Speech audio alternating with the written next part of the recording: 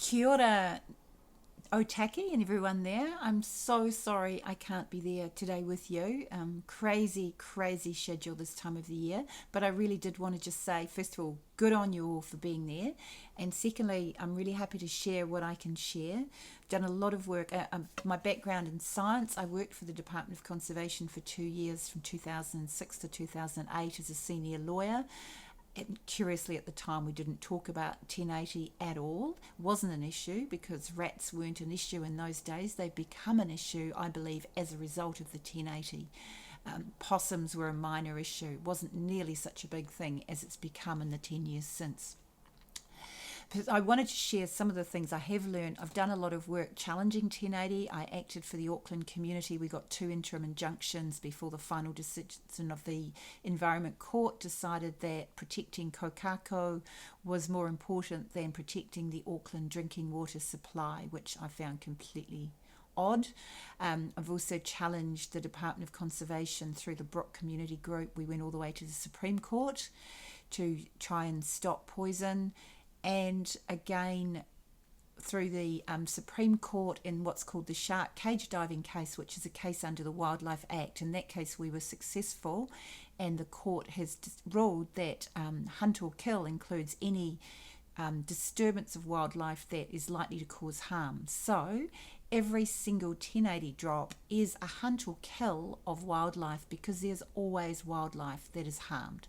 So just in summary, we've got some laws on our side. We've got some challenges because in 2017, the then Minister for the Environment, Nick Smith, passed regulations which deemed that 1080 poison was safe and any aerial spread or other spread of 1080 poison didn't need any consultation or a resource consent. My view, complete abuse of process, but that's what he did and that's what we're stuck with. However, there are still requirements under the Has No Act for a resource, not a consent, a authorization under that act from the Medical Officer of Health to show that there'll be no harmful health effects, and from the EPA, which is delegated to DOC where any poison is spread on land that is managed by DOC. So the Medical Officer of Health in the Taranaki case recognised that a single 1080 poison bait may be sufficient to kill a child. Now, these are the baits that are being aerially spread over our environment. The other important thing to know is that in roughly a third of these aerial drops, poison baits go outside the intended area. So we've had it down in Southland near the Kepler track where they dropped a huge amount of poison baits between the takeoff zone and the drop zone. Originally, members of the public were accused of spreading poison, but actually it was finally accepted that it was just a error by the helicopter company and their dropper was leaking poison everywhere. So any one of those could kill a child. We also know that there's a huge amount of bykill of native birds, but also of the food source of the native birds. So we're actually reducing biodiversity by poisoning because we're killing the food chain, we're poisoning the food chain. We're putting human lives at risk because we're blocking hunting and fishing because we know that 1080 builds up in trout, it builds up in pigs, it kills deer. There's a time between when they're poisoned and when they die. So we're affecting our food sovereignty, the safety for communities to take food, and the hunters will be able to tell us that often there's hardly any of the species around that are the so-called pest species because DOC don't even monitor. I know some of you there have got some really good data.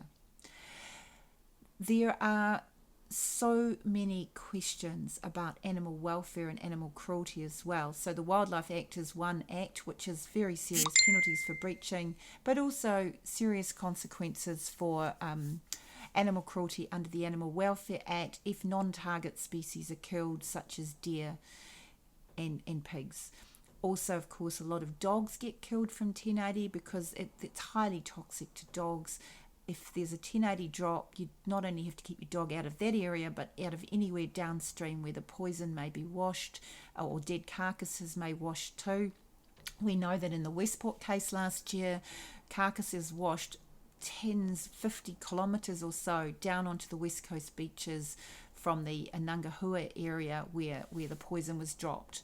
So anywhere downstream and anywhere on the beaches. We've had warning signs on Dunedin beaches, on North Otago beaches, where poison drops have resulted in 1080 carcasses being left over the beaches, and dogs have been poisoned, and where fish have been poisoned and washed up on the beaches. So there are so many concerns. The issue is not proving the harm from 1080. The issue is getting our government to listen. And unfortunately, there's no easy way. They should listen to us. They used to listen to us. They used to require social license for every poison drop, which meant that they had to get the mandate from the community.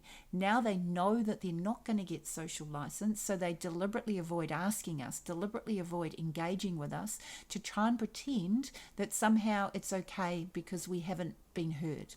So what do we have to do? We have to make sure that we are heard, that there can be no doubt whatsoever that we do not want the poison.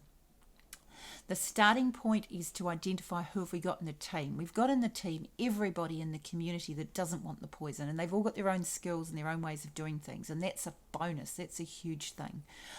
Maori and tangata whenua have got particular rights because under the Conservation Act, DOC must have regard to the Treaty of Waitangi and implement the Treaty of Waitangi. So they must get consent.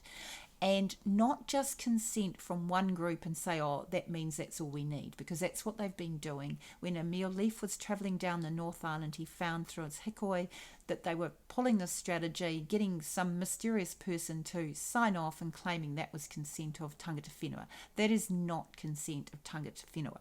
If there's any doubt about it, we did a great case up on Great Barrier Island case about the dredging of Auckland Harbour waste. It's called the CLINC, and the Society for the Protection of the Ecology and Community of Aotea Incorporated against the EPA, where the High Court ruled that they must consult with all affected tangata whenua. They can't just pick and choose. So tangata whenua, please stand up and be counted. The more of you that will sign a document to say you do not consent, you need more information, you oppose it, whatever you say, but you do not consent, fantastic. The other community members are all got valid voices as well, and so you need to be heard as well. Everyone needs to work together because people power requires unity. The more unity, the better.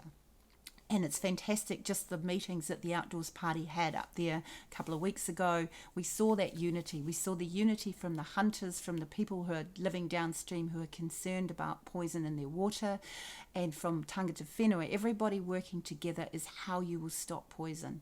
It is the only way you will stop poison. If you make a big enough fuss just before the election, the government will not act contrary to your wishes. It's the perfect timing, contrary to the election.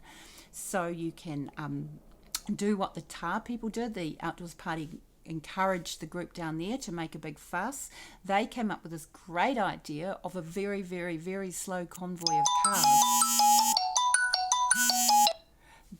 The convoy of cars is awesome because it's a bit like a funeral. Everyone has their lights on. Everybody drives very, very, very slowly. Now, DOC has always said that they only use 1080 in very remote locations. We'll try Highway 1 going through Otaki and Levin.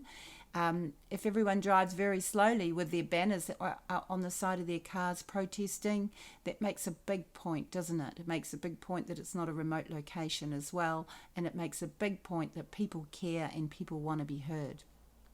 So protest, support each other. You can write petitions. You can knock on the doors of your local MPs. You can make it an election issue. You must make it an election issue. You must go to meetings and you must ask the MP what their view is on poison and why they're condoning poison. National Party passed the regulations exempting 1080 and brodifacoum poison from the usual regulations. So challenge them on that. It's not okay for them to just fob it off. Why are they condoning ecocide in our country? Why are they condoning kia and other species being poisoned? Another thing you can do is ask official information at request. So it's our information. The government look after it for us. We're entitled to it. We just have to write and ask for it.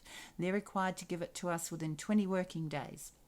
That's great. Let's ask for as much information as we get from the DHB that are granting the consent for the medical officer of health consent. Ask information what they've got, who they've considered, who they've consulted with, what concerns they've got, what protection there is against stray pellets of poison being dropped outside the drop zone, all the questions for water protection. Ask what testing is done, and that's a really interesting one because they say they don't find 1080 in the water, but first of all, they don't test it at the right time. They don't test it when it's flushed down after rainfall, but also they tend to test it in plastic bottles, and we know that 1080 sticks to the plastic. So when they're testing it, water poured out of a plastic bottle, they are grossly underreporting how much poison is in there. There's a lot of flaws with the testing. We know that the poison that should be done in a glass bottle, demand that it's done in a glass bottle, ask why it's not being done in a glass bottle. Write petitions, banners, big banners up on the street so that every time people drive past, why is the government poisoning our land? This is ecocide. Whatever messages you can get out. Why are they poisoning our food?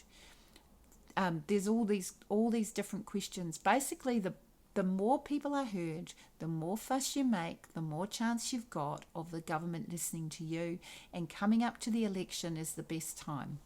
Ask for what parties, write polls, write to your newspaper, which parties oppose 1080, which parties are opposed to animal cruelty, which parties listen to the communities, which party will promote localism and local decision making and the local say of our local people.